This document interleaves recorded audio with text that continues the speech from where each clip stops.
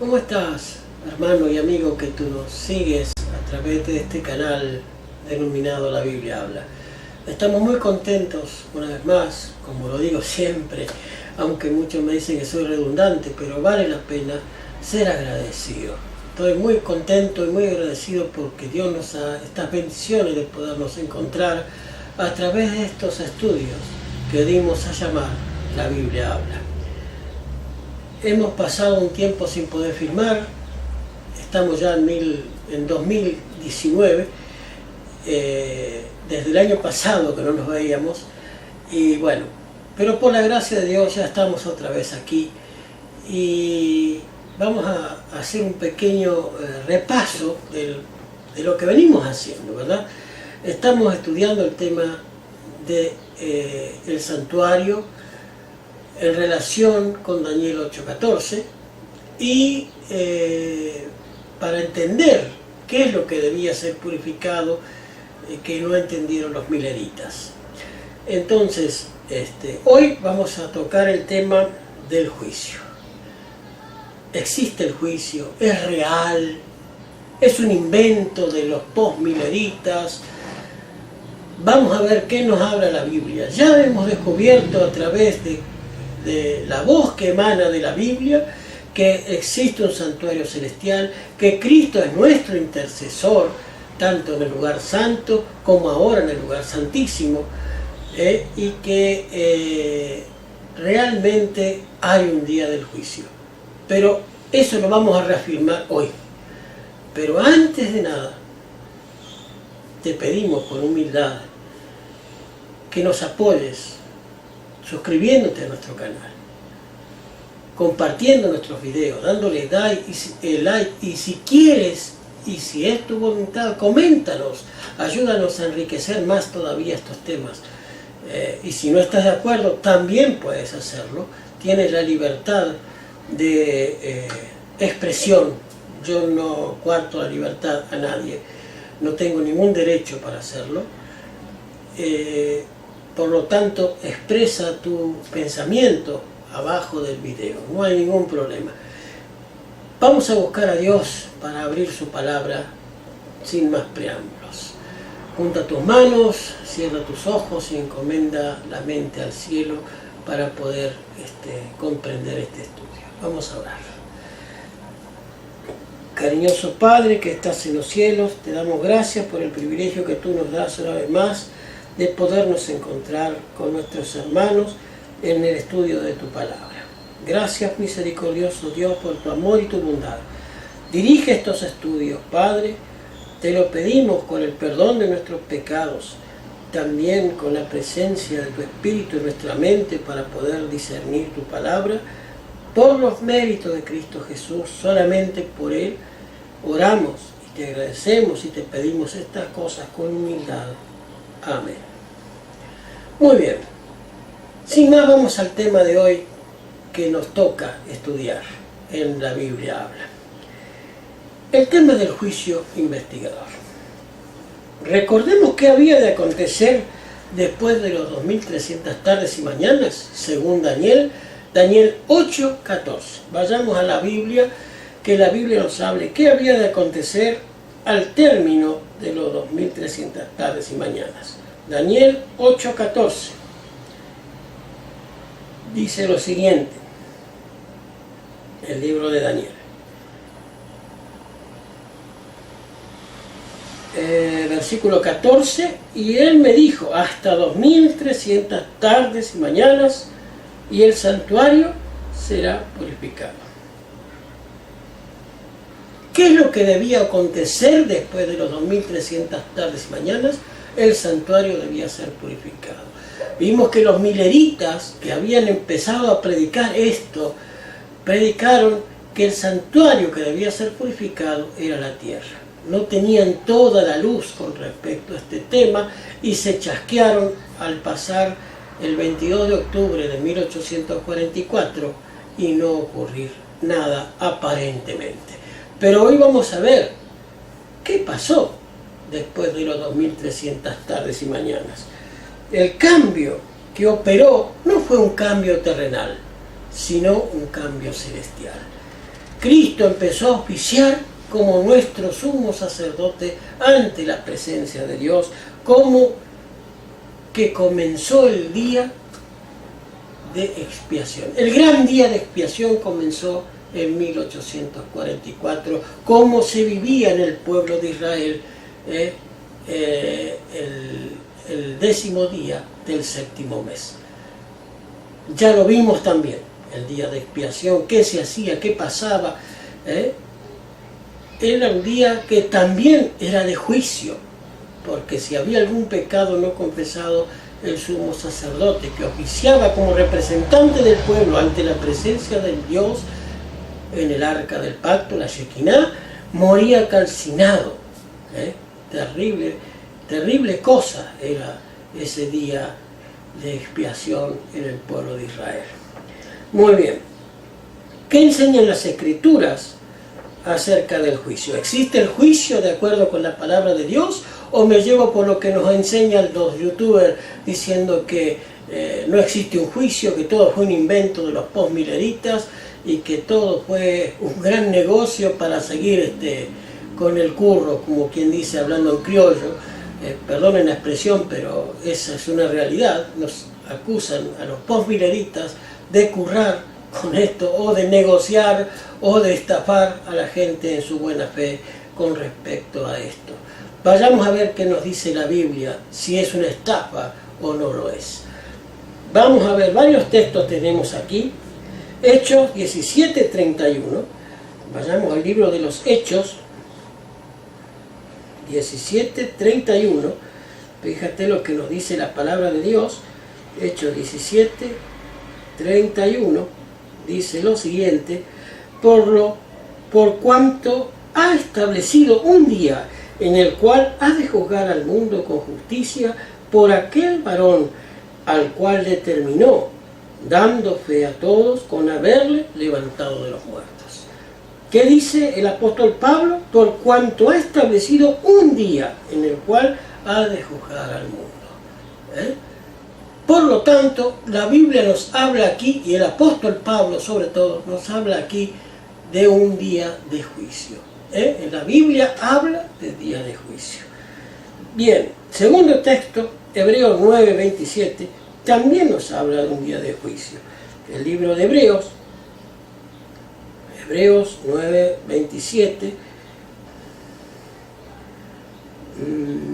Hebreos 9, verso 27, dice lo siguiente: y de la manera que está establecido a los hombres que mueran una vez y después el juicio. Gran importante este texto también. De manera que se ha establecido que los hombres mueran una sola vez y el juicio. Los primeros que han de ser juzgados en el juicio investigador son los seres que han muerto. Esos seres por los cuales ya no hay oportunidad de nada, porque al morir se cerró su libro de la vida y sus nombres son llevados al juicio. Allí están en forma figurada, de pie frente al altar, a través de sus libros. El libro de Apocalipsis es un libro simbólico por naturaleza. Por lo tanto, esas almas que habla Apocalipsis, que estaban de pie frente al altar, no eran nada más y nada menos que las personas representadas por esos libros. No eran seres espirituales o los muertos que estaban en el cielo. También es otra interpretación errónea esa. Pero las personas muertas son las primeras en ser juzgadas. Eso nos dice la palabra de Dios. Muy bien. ¿Quién será el juez en estos casos? En el primer caso, el juez será ¿quién? Vayamos a lo que nos dice la palabra de Dios. Hechos, capítulo 10, verso 42. Hechos 10, 42. Mira lo que nos dice el apóstol Pablo en el libro de los Hechos. Hechos, capítulo 10, verso 42. Dice lo siguiente: y nos mandó que predicásemos al pueblo y testificásemos que Él es el Dios que ha puesto por juez de vivos y de muertos. y nos mandó que predicásemos, ¿quién? Cristo, al pueblo, y testificásemos que Él es el que Dios ha puesto por juez. ¿Quién es el que ha puesto por juez? Dios, a Cristo. ¿Pero en qué etapa del juicio es juez Dios? Cristo. Hay dos etapas del juicio. Primero está el juicio investigativo y luego está el juicio retributivo. En el juicio investigativo, el juez es el Padre. Ya lo veremos también. Pero Cristo es juez en su etapa retributiva, cuando venga por segunda vez a pagar a cada uno según su obra. Eso es que tienes que tener bien claro tú también. Las dos etapas del juicio, investigativo y retributivo, o de sentencia, digamos, ¿no? La sentencia será dictada por el juez, y en ese caso el que vendrá a dictar sentencia será Cristo. Por eso la Biblia no se desmiente y no la torcemos a nuestra conveniencia. Es clara la palabra de Dios. Segundo texto que nos habla de esto es 17:31 del libro de Hechos. 17:31. Hechos 17:31. Dice lo siguiente: por cuanto ha establecido un día en el cual ha de juzgar al mundo con justicia, por aquel varón al cual determinó, dando fe a todos con haberle levantado de los muertos. Pablo vuelve a recalcar a Cristo como juez retributivo. Claro, no lo dice aquí, pero ya veremos en el transcurso del tema para aclararlo mucho más. Cristo también será juez. Vendrá a pagar cada uno según su obra. Tercer texto, y aquí sí ya nos encontramos con algo más de claridad, Daniel 7, versos 9 y 10. Daniel 7, Antiguo Testamento, Daniel 7, versos 9 y 10. Mira lo que nos dice Daniel aquí, muy interesante, ¿no? Y un río de fuego procedía y salía delante de él, millares de millares le servían y millones le asistían delante de él. El juez se sentó y los libros fueron abiertos. Dice el versículo 10, vamos a leer el versículo 9 para entender más luz, nos salteamos un versículo. Y estuve mirando hasta que fueron puestas sillas, y un anciano grande de edad se sentó, cuyo vestido era blanco como la nieve y el pelo de su cabeza como lana limpia, y su silla llama de fuego y sus ruedas fuegos ardientes. El trono de Dios tenía ruedas para trasladarse del lugar santo al lugar santísimo. Con esas ruedas se trasladaba el trono de Dios hasta el lugar santísimo del lugar santo. Allí empezó a oficiar Cristo como nuestro sumo sacerdote después de 1844. Bien, entonces, vayamos a leer los dos versículos de nuevo. Estuve mirando hasta que fueron puestas sillas y un anciano grande de edad. ¿Quién era ese anciano grande de edad? ¿Cristo? No, era el Padre. Aquí nos habla de una etapa investigativa del juicio. ¿Por qué? Leamos con atención. Cuyo vestido era blanco como la nieve y el pelo de su cabeza como lana limpia, y su silla llama de fuego y sus ruedas fuegos ardientes. Y un río de fuego procedía y salía delante de él. Millares de millares le servían y millones asistían delante de él. El juez se sentó y los libros fueron abiertos. En su etapa investigativa, el Padre es el juez. Eso es lo que tenemos que tener en claro. Cristo es nuestro abogado en la etapa investigativa, nuestro representante ante la presencia de Dios, nuestro sumo sacerdote que oficia con su propia sangre en el lugar santísimo ante la presencia de Dios y del arca del pacto, que están lo que rige el juicio, la ley que rige el juicio. Ya vamos a hablar también hoy de eso. Esto es lo que quiero que te quede claro. Las dos etapas del juicio. La primera es la investigativa. Cristo es nuestro abogado en esa etapa, pero será juez en la segunda etapa, en la retributiva, cuando vendrá como juez a pagar a cada uno según su obra. Muy bien. ¿Te queda claro esto? Pasemos entonces a la siguiente pregunta. ¿Quién será entonces? Vimos quién será el juez. Ahora, ¿quiénes serán los juzgados? Aquí también encontramos luz, porque muchos enseñan de que no existe un juicio y que si tú aceptas a Cristo por tu palabra, ya estás, no necesitas pasar por ningún juicio, sino que porque aceptaste al Señor ya estás libre de toda culpa y pecado. Vayamos a ver qué nos dice la palabra de Dios. ¿Quiénes serán los juzgados? Romanos 14, 10. Nuevo Testamento, vamos de vuelta, Romanos 14, 10. ¿Qué nos dice el apóstol Pablo? Romanos 14, 10. Mas tú, ¿por qué juzgas a tu hermano? O tú también, ¿por qué menosprecias a tu hermano? Porque todos hemos de estar delante del tribunal de Cristo. ¿Quiénes han de estar ante el tribunal de Cristo? Todos. Todos. No habrá excepción, hermano.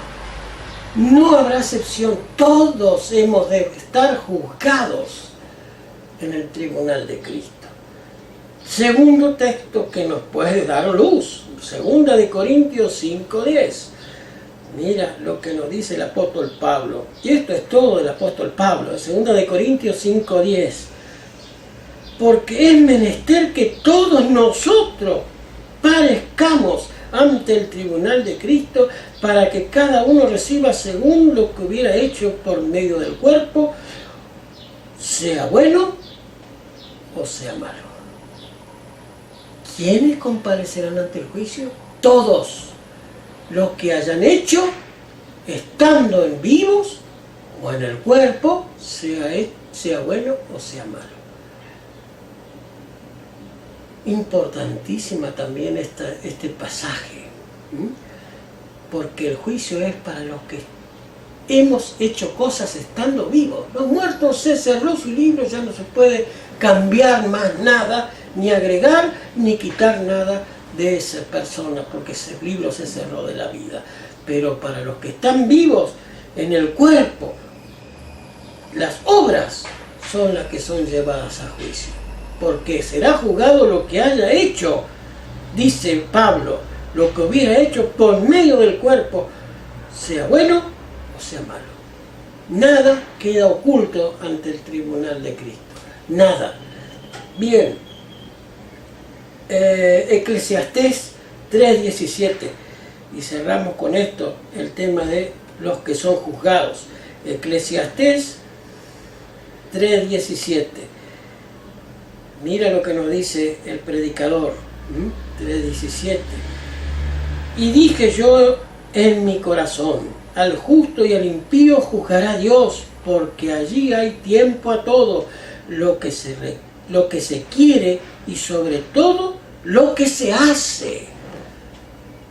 ¿Cómo, mi hermano, puede ser que digan y enseñen con voz en el cuello que no existe juicio y que si tú aceptas a Cristo no hay juicio ni nada, ya estás salvo? La misma Biblia nos dice que hay un juicio sobre nuestras obras. Nuestras obras, si bien somos salvos por fe, pero las obras son las que son pesadas en la balanza del santuario. Tenemos que quedar claro eso en nuestra mente, lo que hacemos, lo que no hacemos, lo que decimos, lo que pensamos, todo es anotado en los libros del cielo y eso es llevado a juicio con respecto a nuestro nombre. Por eso es necesario estar a cuenta con Dios, para que nuestros pecados allí en el libro sean borrados, sea puesto al lado del pecado la palabra perdonado, perdonado, perdonado. Ese pecado será borrado cuando se termine el juicio. Vayamos entonces a la siguiente pregunta. ¿Cuál será la norma del juicio? Eclesiastés capítulo 12, allí en el mismo libro donde estábamos antes, capítulo 12, versículos 13 y 14. Eclesiastés 12, 13 y 14. Mira lo que nos dice el sabio Salomón con respecto a esto. el fin de todo discurso oído es este: teme a Dios y guarda, ¿qué cosa? ¿La gracia, dice? No, guarda sus mandamientos, porque esto es el todo del hombre, porque Dios traerá toda obra a juicio, y vuelve a recalcar, toda obra será llevada a juicio, y se hará sobre toda cosa oculta, buena o mala. Todo lo que nosotros hagamos es llevado ante el tribunal de Dios, a través de los libros que escriben los testigos. Bien, vayamos entonces a ver quiénes son los juzgados. Ya lo vimos, Eclesiastés, todos somos juzgados. ¿Y cuál será la norma del juicio? ¿Cuál será la norma del juicio? ¿Qué les parece a ustedes? Santiago 2, 10 y 12. ¿Cuál será la norma del juicio?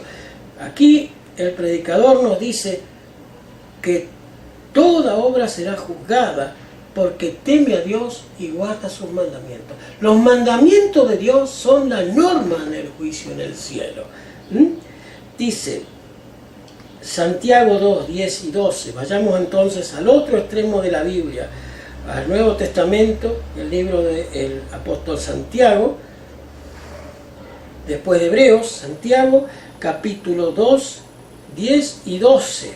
Mira lo que nos dice el apóstol Santiago: porque cualquiera que hubiere guardado toda la ley, pero ofendiere en un punto, es hecho culpado de todos los mandamientos. Porque el que dijo no cometerás adulterio, también dijo no matarás. Y ahora, si no hubieras matado, ya eres hecho transgresor de la ley. Si hubieras cometido adulterio, pero no hubieras matado, ya eres transgresor de la ley. Si no guardas el sábado, pero guardas los otros mandamientos, también eres transgresor de la ley. Por eso es importante entender esto, y Satanás se ha encargado de torcer tanto las Escrituras a través de sus agentes, que ha enseñado y ha diseminado la doctrina de que somos salvos solamente por gracia, no importa los mandamientos, no importa la ley, solamente con que tú aceptes a Cristo, tu palabra, lo que sale de tu boca, ya está, no hay juicio para ti. Y sin embargo la Biblia nos dice que todos seremos llevados a juicio y que la norma en el juicio serán los 10 mandamientos. Es terrible, pero a la vez maravilloso. Terrible para aquellos que enseñan falsas doctrinas a la gente, enseñándoles una salvación liviana, falaz, liviana, mentirosa. Mi hermano, todo lo que nosotros hagamos será llevado al tribunal de Dios, y allí serán juzgados nuestros hechos. Somos salvos por gracia, pero nuestras obras son las que son juzgadas. ¿Cómo se demuestra que yo realmente amo a Dios? Si yo guardo sus mandamientos. Lo hago por amor a Dios, no como medio de salvación, porque los mandamientos no salvan a nadie, al contrario, nos condenan. Si no estamos obedeciendo a Dios, los mandamientos nos condenan.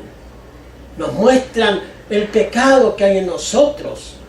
Y si no acudimos a quienes lo remedia el pecado, esos pecados quedan totalmente sin perdón en los libros del cielo.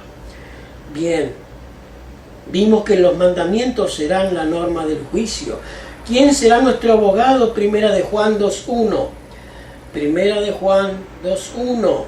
Allí nos dice, Primera de Juan, capítulo 2, verso 1. Hijitos míos, estas cosas os escribo para que no pequéis. ¿Qué dice? ¿Para que pequéis? No, para que no pequéis. Y si alguno hubiere pecado, abogado tenemos para con el Padre, a Jesucristo el justo. En la primera etapa del juicio, Jesucristo el justo es nuestro abogado defensor, nuestro intercesor ante Dios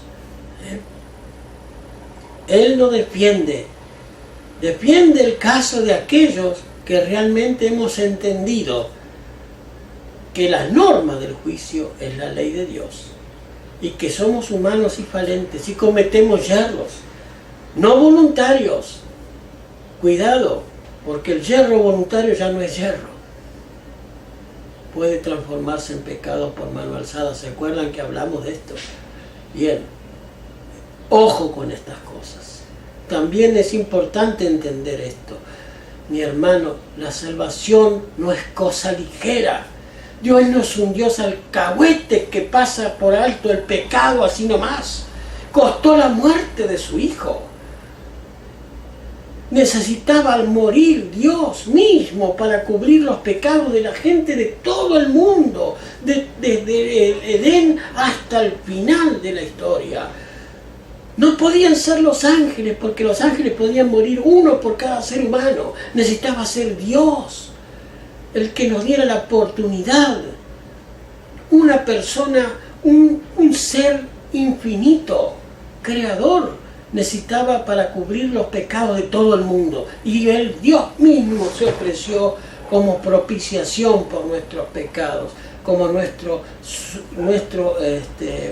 representante y como nuestro sustituto. Es nuestro representante ahora y como nuestro sustituto en la cruz del Calvario. Tú y yo debíamos morir en esa cruz del Calvario, porque la paga del pecado es muerte. No hay cosa liviana en la salvación, hermano. No es que somos salvos por gracia y ya está, no existe la ley. La ley es el marco por el cual nuestros nombres serán juzgados. Bien, vimos que el abogado es Cristo. ¿Y quiénes serán los testigos? Daniel 7:10. Mira lo que nos dice Daniel 7:10. Ya lo habíamos leído, pero lo vamos a volver a leer para ver si tenemos luz con respecto a esto. Daniel 7, verso 10. Dice lo siguiente el profeta Daniel: un río de fuego procedía y salía delante de él, millares de millares le servían y millones de millones asistían delante de él. El juez se sentó y los libros fueron abiertos. ¿Quiénes son esos millares y millares? Los ángeles que asisten delante del trono de Dios. Ellos son los testigos, los que anotan todo lo que hacemos, lo que decimos, lo que pensamos, lo que hacemos o lo que no hacemos, porque nos vieron, pero la intención la tuvimos. Esa intención también pesa, mi hermano. ¿Recuerdas esa vez que se le acercó, que Cristo dijo: el que mira a una mujer para codiciarla, ya adulteró con ella en su corazón? No lo hizo físicamente, pero en su mente ya lo hizo. Entonces eso también es pesado en la balanza del santuario. Las intenciones del corazón. Él desnuda todo, mi hermano. Los ángeles anotan todo. Nada queda oculto ante los ojos de Dios. Por eso es necesario un juicio para decretar que el que se salva sea porque realmente se arrepintió y vivió una vida de acuerdo como Dios lo estableció. Y el que se perdió fue porque no quiso aceptar el perdón de Dios y vivió una vida totalmente distinta a lo que Dios había establecido para ser salvo. No fue porque Dios es un Dios arbitrario, un Dios alcahuete, o un Dios que hace lo que se le canta y salva a algunos y condena a otros por su propia... porque le gustó la persona o por lo que sea, pero no es así. No es así, mi hermano. Dios no es un Dios arbitrario, por eso es necesario el juicio investigador. Por eso es necesario. Bien, vayamos al último texto, Apocalipsis 20:12, y con esto cerramos el estudio de hoy, para ver quiénes son los testigos. ¿Quiénes son los testigos? Apocalipsis 20:12. Y con esto cerramos el estudio de hoy. Dice la palabra de Dios: y vi los muertos grandes y pequeños que estaban delante de Dios, y los libros fueron abiertos, y otro libro fue abierto, el cual es el libro de la vida, y fueron juzgados los muertos por las cosas que estaban escritas en los libros según sus obras. No eran los muertos los testigos, Los muertos eran los que estaban en pie, siendo juzgados. Pero en pie, siendo juzgados, no es algo literal, porque los muertos nada saben. ¿Qué es lo que estaba en pie entonces en el cielo? Los libros con la vida de esos que habían fallecido. Era como si estuvieran ahí, pero no estaban ahí. Estaban descansando en la tumba. Pero los libros con sus vidas eran los que estaban siendo juzgados en el santuario. Eso también tiene que quedar claro. Mi hermano, espero que este tema haya sido para ti claro. Seguiremos con la segunda parte de este tema en nuestro próximo estudio. Es interesante este tema y a la vez compete a nuestra salvación. ¿Estás preparado para el día del juicio? ¿Estás preparado para que tu nombre pase por el tribunal del cielo? ¿Estamos preparados para eso? Que el Señor nos acompañe. No te olvides de suscribirte a nuestro canal y de apoyarnos compartiendo los videos y dándonos like y también comentándonos, ¿por qué no? Si estás de acuerdo, si no estás de acuerdo, si encuentras más textos que hablan de esto, también es bueno que participes de esto, porque esto no es para gloria mía, sino para que la palabra de Dios sea exaltada y la verdad de Dios sea exaltada. Como verán, estamos utilizando solamente la Biblia para defender la postura de un santuario. Muchos dicen, ustedes necesitaron de alguien extra a la Biblia para defender la posición de un santuario, y yo te la estoy demostrando, no yo, sino la palabra de Dios te la está demostrando con sus mismas letras, de que hay un juicio, que hay un santuario celestial, que Cristo es nuestro abogado, que será nuestro juez, que hoy es nuestro abogado y que el Padre hoy es el juez.